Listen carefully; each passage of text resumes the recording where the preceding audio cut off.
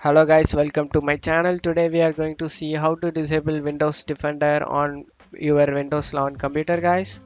For that, go to search menu and type edit edit group policy, open it.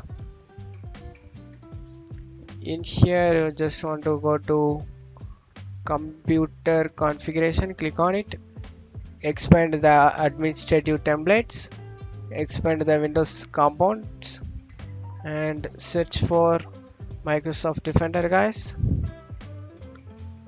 Microsoft Defender antivirus, you just want to click on it. On right side, turn off Microsoft Defender antivirus, double click on it guys. You just want to click on enabled over here and click here apply and OK.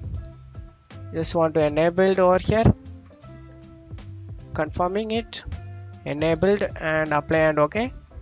After that, go back, close out of here and go to search menu and type registry registry editor, click on run as administrator, and in here you need to go to H key local machine. Inside of it you need to search for software, expand it.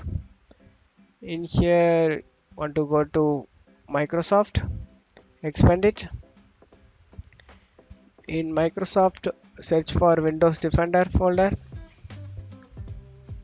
Windows Defender, expand it guys. In Windows Defender, on right side, disable anti spyware. Just want to create it.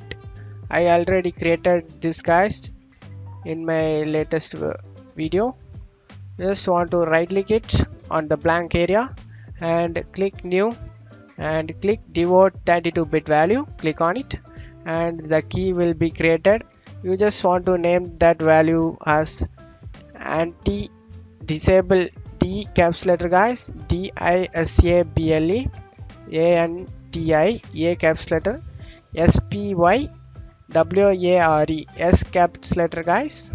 After creating it, double click on it and you just want to change this value data to 1 guys. For enabling it, the key will enable after that and go back again guys.